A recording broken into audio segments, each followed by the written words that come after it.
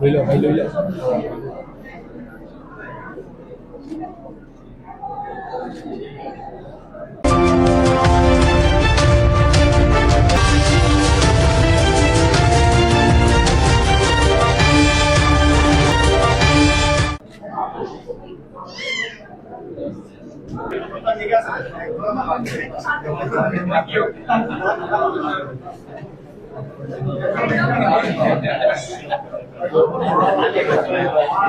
এই ঘোষণায় প্রকৃতপক্ষে শুল্ক পরিস্থিতির কোনো পরিবর্তন ঘটে নাই।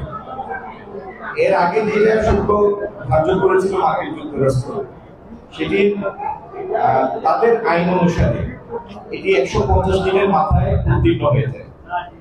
সেই 150 দিনের মাথায় এটি যখন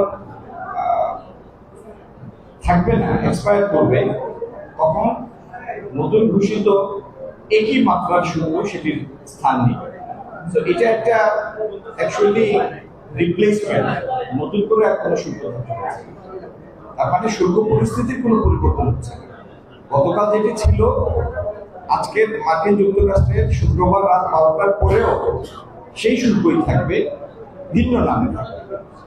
সেক্ষেত্রে মানে আমরা তো আমাদের আশা করেছিলাম যে সেই জায়গা থেকে চলে আসতে পারে, সেটা তো আমরা সবাই আশা করেছিলাম। সেক্ষেত্রে কি মনে হয় আশা এখানে আশা প্রত্যাশিত কোনো বিষয় নেই, কিন্তু মার্কিন যুক্তরাষ্ট্রের তার নিজস্ব শুল্ক এরকম কোনো আশা আমরা করি নাই।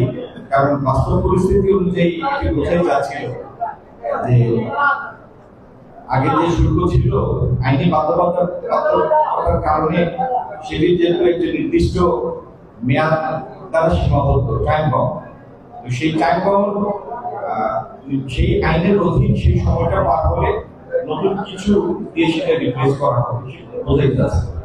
গেল 6 সপ্তাহে তেলের দাম বিশ্ববাজারে বাড়ছে, মানে সর্বোচ্চ আছে 6 সপ্তাহের ব্যবধানে। আমাদের দেশে কি এর প্রভাব পড়তে পারে? তেলের দাম বাড়লে শীতের তো আর রাতারাতি আসে না।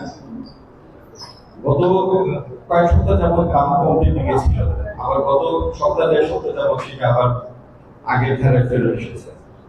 এটা আপনারা সবাই জানেন যে মূল্যে পেট্রোলিয়াম পণ্য আনা হয়, অনেক বেশি ভর্তুকি মূল্যে সেটি সরবরাহ করা হয়। সরকারের এই মুহূর্তে মানে 16,000 কোটি টাকা ঋণের থেকে Sylhet to Akhaura dual gauge double line প্রকল্পটি সরকার হাতে নিয়েছে, বিশাল এই প্রকল্পটা আসলে কতদূর মানে হবে এবং এটা নিয়ে আসলে পরিকল্পনা কি কবে নাগাদ কাজ করতে পারে বলে মনে হচ্ছে?